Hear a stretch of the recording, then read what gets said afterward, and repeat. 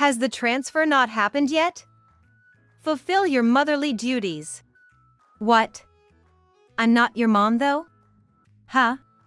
At my declaration of not being her mother, Mary hesitated for a moment. Her face, selfishly demanding money, had begun to resemble that of my mother-in-law and Kevin's. It's because of your affair that our family fell apart, so take responsibility. Hearing Mary spout lies as if they were truths, it seems she hasn't yet been told the actual story. No matter how much she's been influenced by my mother-in-law and Kevin, Mary's personality has become severely distorted. Mary might be a pitiful child, but she's at an age where she can be confronted with the truth. Given what I've been through, this would be a minor thing. I held back Henry, who was trying to support me, and faced Mary directly. I'm Jennifer Smith. 48 years old. Next time, there's a deep-sea fish exhibit at the aquarium. How about we go together over the weekend? Really? Let's definitely go. I'll book the tickets. Now, I live happily with my beloved husband, Henry, but I'm actually remarried. My previous marriage was truly like going through hell. I still occasionally have nightmares about my ex-husband Kevin, my former mother-in-law, and my daughter Mary. In my life with Kevin, my previous spouse, I lived with my mother-in-law while raising our daughter, Mary. However, my mother-in-law and I just didn't get along. Kevin and I got along because we were alumni of the same university, but it seems that didn't sit well with my mother-in-law. A woman like you getting an education means nothing. A cunning daughter-in-law like you is not suitable for my son. Every time we met, it was just a stream of snide comments. Moreover, she would always find an excuse to call me over to do chores or go shopping. Kevin initially stood up for me. Mom is from an older generation, so she's a bit set in her ways. Sorry about that. He would apologize and take me out to make up for it, but it seems he grew tired of it. His efforts to protect me from mother-in-law's bullying became lackluster.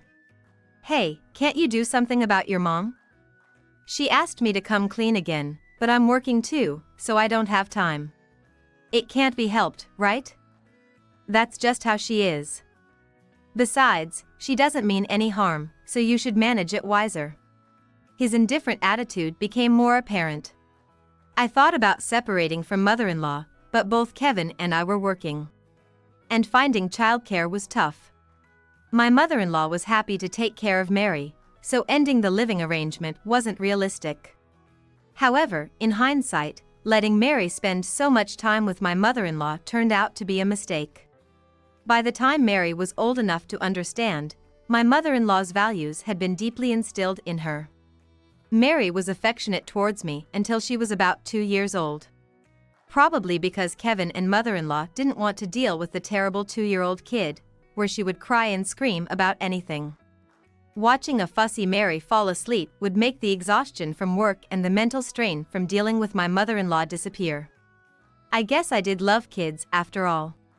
However, as Mary turned 3, started speaking more, and began attending preschool, she gradually became more selfish. Yet, my mother-in-law and Kevin, who spoiled Mary, never scolded her. Discipline, which naturally means scolding my child when she does something wrong, has become my area of expertise.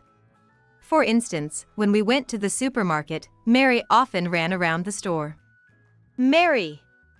I told you not to run around in the supermarket. It could be a nuisance to the store if she bumped into products, and she could get hurt herself. That was why I cautioned her. However, Kevin and my mother-in-law would immediately interject. There's no need to get so worked up and scold her. It's natural for children to run around lively. It's the stores that have a problem if they find children to be a nuisance. That's right. Look at Mary go. She's going to grow up healthy, isn't she? With them defending Mary like this, whenever I scolded her, she would run to them. If you don't scold her properly when she does something wrong, it's not good for her. Don't get so hysterical. She's just a child. Besides, if you were a proper mom, maybe Mary would behave better, don't you think? Talking to Kevin about how to raise Mary always ended with it somehow being my fault. Mary also liked sweets, and beyond the amount of sweets I had originally decided on, my mother-in-law and Kevin were secretly giving her more. It got to the point where she failed her health examinations. Even then, my scolding fell on deaf ears. "Mary, your mom wouldn't let you have honey when you were a baby. Little kids love sweet things, and she took that away from you. What a mean mom, huh?" Yeah. I hate mommy for saying I can't have sweets. Botulinum toxin? That's not a big deal, right? Don't be so uptight about a little candy. You can just adjust with cooking. They were not only ignorant about allergies but also seemed not to appreciate the efforts I had made to protect Mary all this time. And they always sought Mary's agreement, so she never reflected on her actions. Instead, as Mary grew to dislike me more with each passing day, my mother-in-law doting only reinforced her bad behavior, making her mean streak all the more apparent. "My candy is gone." "Oh. There it is," Mary would say, pointing to my share of the sweets after she had finished hers. When I scolded her for this, thinking it would affect Mary's character in the future, she screamed and cried, "It's not my fault." My husband and mother-in-law, feeling sorry for her, comforted her by giving her sweets and starting to play fun games with her. This had become a loop. Eventually, Mary grew into a grade schooler and, it seemed, was able to excel in her studies more than others. Particularly, teaching her the abacus seemed to help. She became good at mental arithmetic and math. Around the age of 10, she was even invited to a regional TV quiz show and advertised as a prodigy, which made Mary overly confident. As a result, not only my mother-in-law and Kevin but also relatives doted on her. Mary definitely takes after Kevin. She's so smart. Absolutely. Mary is our pride and joy. Maybe it was my teaching that did it. She could be a doctor or a lawyer in the future. Of course, I should be. I mean, it would be weird if I couldn't handle such simple problems.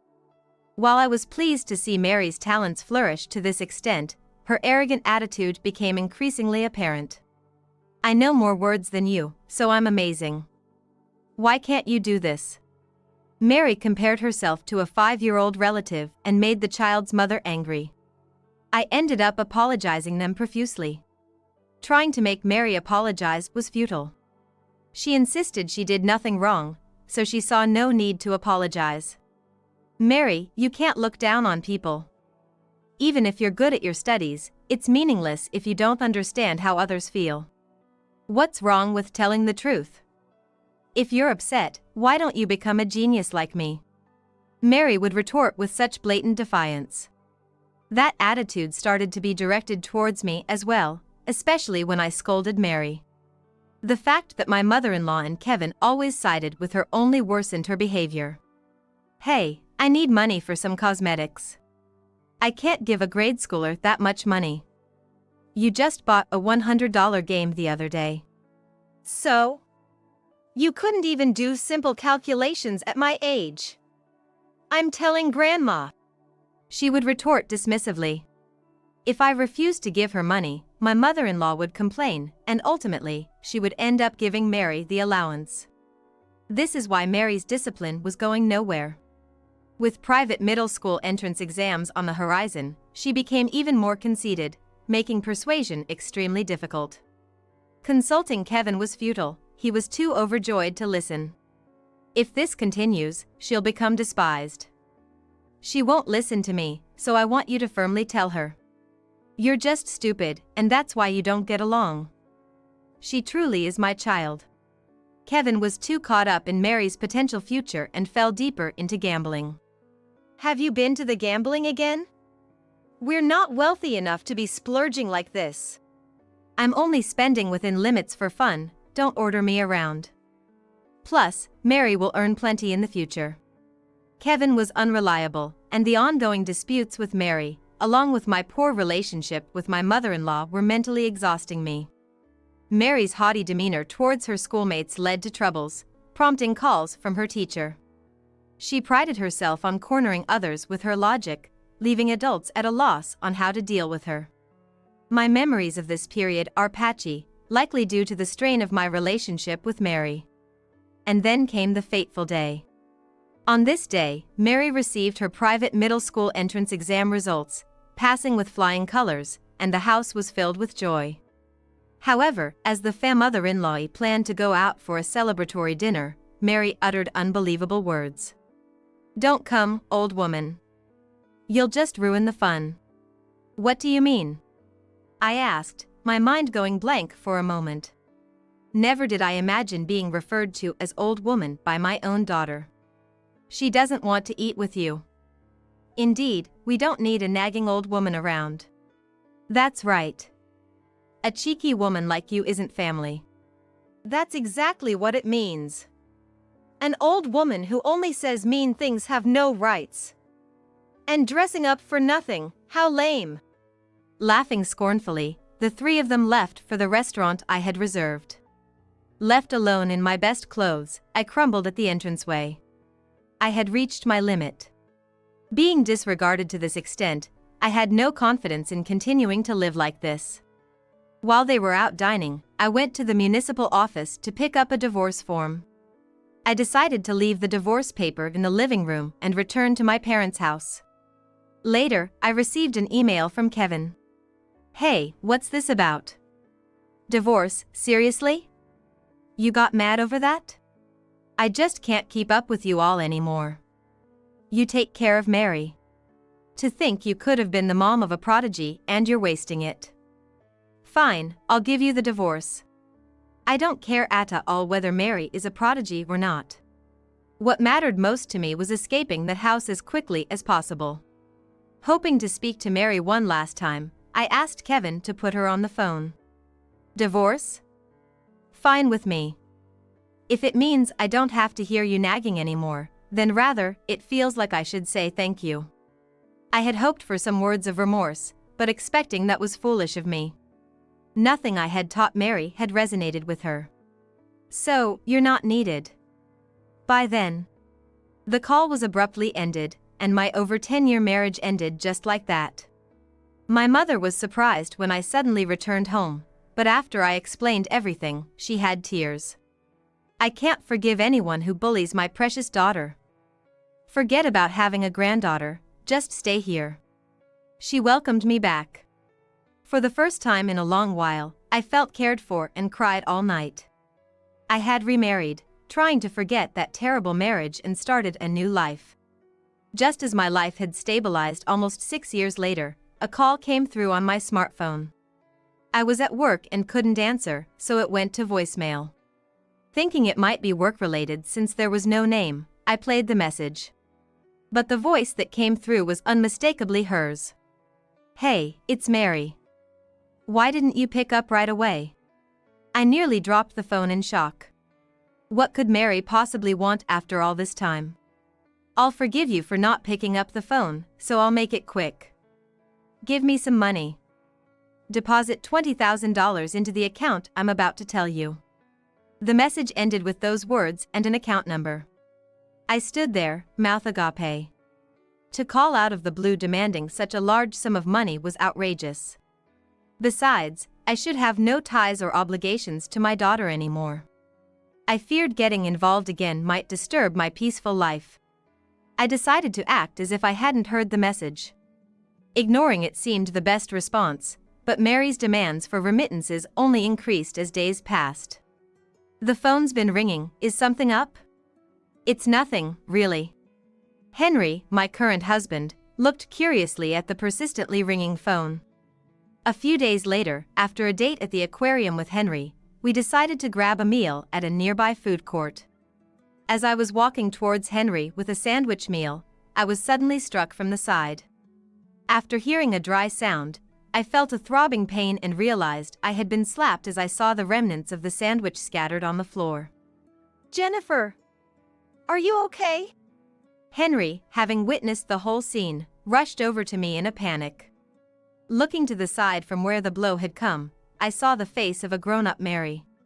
She seemed to have gained a significant amount of weight, likely due to poor dietary habits. Given that Kevin and my mother-in-law constantly indulged her preferences, it was no surprise she had put on weight. "Mary? Why are you forming a new family when you already have a child like me? Go to hell and reflect on your actions. I'll never forgive you. As I stood there in confusion, Mary continued to berate me. Why are you doing this, and am I not your family anymore? But you were my mom, right? It's your fault you got divorced because of your affair. I've had to live with the stigma of coming from a broken home, so you owe me compensation. Mary's irritation was evident as she stamped her feet increasingly louder. Has the transfer not happened yet? Fulfill your motherly duties. What? I'm not your mom though? Huh? At my declaration of not being her mother, Mary hesitated for a moment. Hearing Mary spout lies as if they were truths, it seems she hasn't yet been told the actual story. Mary might be a pitiful child, but she's at an age where she can be confronted with the truth. Given what I've been through, this would be a minor thing. I held back Henry, who was trying to support me, and faced Mary directly. What? You're still hung up on the past? You still have an obligation to pay child support, you know. That's where you're wrong. I'm not biologically related to you. What? Don't start with that nonsense just because you want to escape responsibility. It's your fault for cheating, isn't it? Me, cheat? That's absurd, but Kevin must have filled Mary's head with all sorts of lies. And despite the cruel words Mary had said to me over the phone during the divorce, she seemed to have conveniently forgotten all about that. Kevin must have told you things that suit him. The divorce wasn't because of any affair of mine. I was just fed up with you all. Quit your excuses. I need money now, anyway. Accepting such a ludicrous demand for $20,000 out of the blue was out of the question. Even if what you're saying is true, I can't just come up with a large sum of money all of a sudden. Why do you need it? Mary explained that she had successfully accepted by her choice of university but couldn't enroll because she couldn't afford the entrance fees and other expenses. So, she needed money for enrollment and other expenses after university admission. Since then, Dad's been wasting money on gambling like water. You need to do something. It seemed Kevin's gambling habit hadn't changed and had only gotten worse. Towards the end, he even started taking money from my wallet, making it clear how difficult it was to escape addiction. I sighed with a mix of relief and bitterness, thinking I really did well to leave. What are you laughing at? I was called a prodigy, so hurry up and give me the money. As I've been trying to tell you, I'm not your mom. Taking a moment, I then shared the truth with Mary. I had always loved children and dreamed of having my own, but reality was cruel. Medical tests revealed I was unable to have children. After several tests and consultations at the gynecologist, the verdict was the same, and fertility treatments were not promising. My boyfriend at the time desperately wanted children, so we parted ways tearfully. It wasn't anyone's fault, and it was a mutual decision, but it left me devastated. I thought I would never be able to hold my own baby in my arms. That's when I met Kevin. He was shopping at the local supermarket, holding a baby, but he was clearly inexperienced. He was struggling with a crying baby while holding a bag containing eggs that had cracked and were making a mess inside the plastic bag. Seeing him like that, I couldn't help but approach and speak to him. Kevin's previous wife had left him after having an affair, leaving him struggling with the care of newborn Mary. Having taken care of my younger sister before, I was more experienced with babies than Kevin. Actually, I thought that if it was left to Kevin alone, they wouldn't be able to have a proper lifestyle. I've always enjoyed being involved with children, so before I knew it, visiting Kevin's apartment to check on Mary had become a habit. Gradually, I developed affection for both Kevin and Mary, which led to Kevin and me dating and eventually getting married. The truth about Mary's biological mother running away after an affair was too harsh, so Kevin and I decided to raise Mary under the assumption that I was her biological mother. We knew the truth would come out eventually when getting a passport or other opportunities that may require birth certificate, but by then, we hoped Mary would be mature enough to understand. At first, my mother was bewildered, but my enthusiasm for raising a child got through to her. Accepting my decision, she said, "If that's what you think is best, Jennifer, then do it. I'll try my best to think of Mary as my granddaughter." But this is how it turned out. In the end, I made my mother cry, which made me feel utterly ashamed. Having failed with Mary, I was downcast, wondering if I couldn't properly raise even one child, when my mother introduced me to Henry. After my previous marriage, I had pretty much given up on the idea of marrying again. But Henry was also divorced. Henry, like me, had been sought after as the heir to a company in his previous marriage, entering the mother-in-law as a son-in-law, only to be significantly tormented by his in-laws. His spouse didn't defend him, and he was constantly belittled by his in-laws, unable to lead a decent life.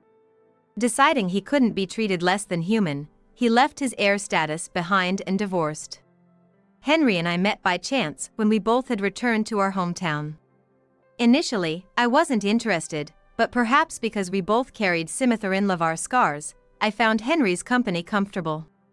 Maybe it was our compatible wavelengths, but being together felt natural, and we eventually remarried. So, since I'm now a stranger to you, I can't provide any allowance. We never underwent any adoption formalities, so I have neither a legal nor moral obligation to you. It seems you're having a hard time, but it's no longer my concern since we're divorced. What do you mean by that? I hadn't heard anything about this. It's no surprise Mary didn't know, given the divorce chaos happened before I could tell her the truth.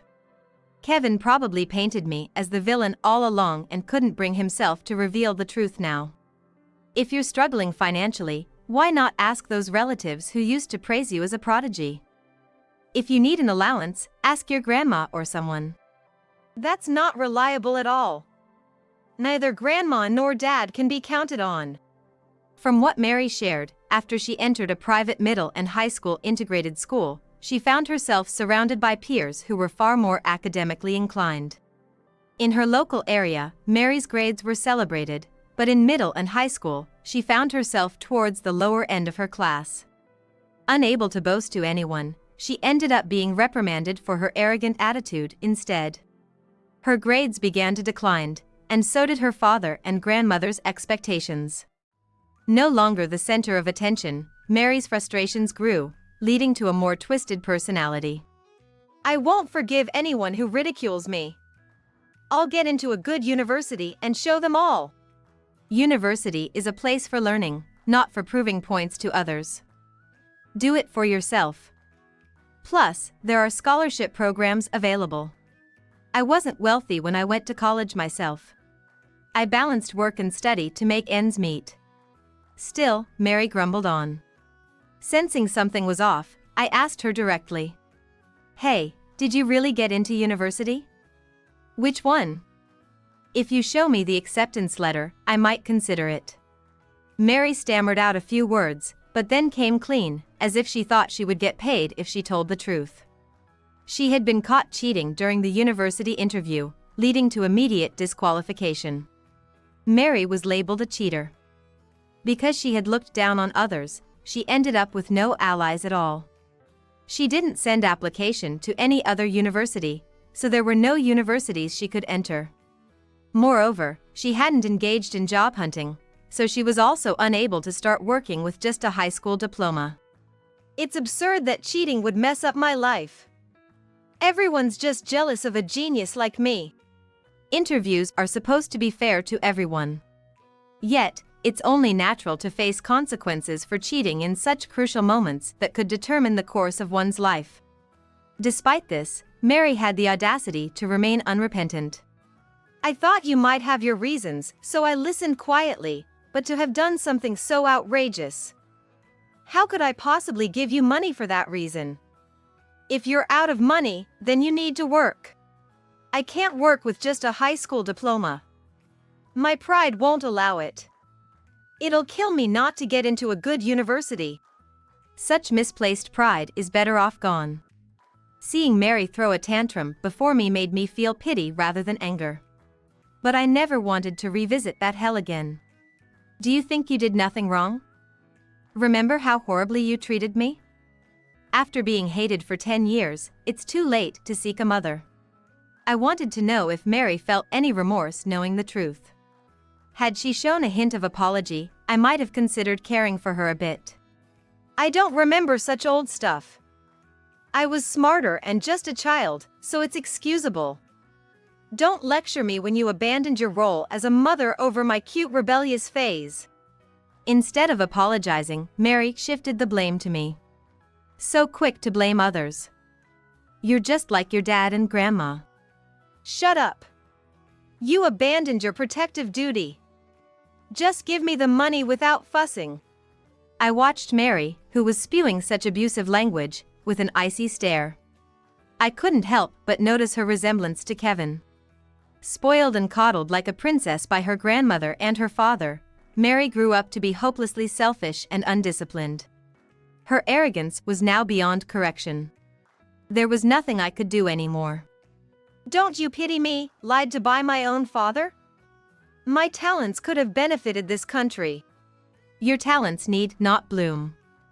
You're irrelevant to my life. More importantly, your personality would be the real issue if you were to emerge into society. I delivered my words deliberately, biting each one. Hearing my words, Mary was speechless at first, but then reddening with rage, grabbed a nearby chair to swing at me. However, thanks to Henry's vigilance, he protected me, allowing me to dodge the chair. The chair struck another table, causing a loud noise that made the surrounding area buzz with commotion. Stop it. You might have been Jennifer's daughter once, but now you're just a stranger causing harm. Damn you, spouting such nonsense. Who do you think you are, lecturing me like that?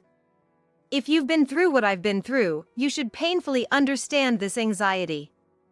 Yet, you forget that feeling and pompously lecture me. It's disgusting. It's all your own doing, isn't it? Stop this shameful behavior once and for all. People are watching. Startled, Mary glanced around and realized that the commotion had drawn the attention of those nearby. Among them, there were students pointing their cameras at Mary, saying, "Whoa, check out the crazy woman." It seemed she could no longer cause a scene, and Mary said, yeah, you just love to belly the weak, don't you? Leaving a child in trouble to fawn over some other man. Women really are their own worst enemies. Remember this. With those parting shots, she fled the scene. Whether a food court employee alerted them or not, police officers soon arrived, and I explained the situation. With a table damaged and people willing to provide video evidence, there was no lack of proof. When I got home, I told Henry about the financial assistance requests I had been receiving from Mary for a while. I hadn't wanted to trouble him with this, and I apologized for keeping it to myself. Henry placed his hand over mine and said, "I married you knowing about your past. From now on, please tell me everything. I may not be young, but I will protect you." Thank you. I was so grateful I couldn't stop my tears. Perhaps my failed first marriage was orchestrated by fate so I could meet Henry. I felt truly happy thinking this. Later, I received a message from Kevin. Apparently, Mary had caused a disturbance at the food court, and he was being demanded to compensate for the damages. "Why did you refuse Mary's requests? She was your daughter, wasn't she? You heartless woman. How dare you demand motherhood from me after treating me so horribly? That child and I aren't even blood related. But the bond can't be broken that easily. Not helping your own daughter is inhumane." Kevin hadn't changed at all. In fact, he had been fired from his company for dipping into its funds to cover his gambling debts.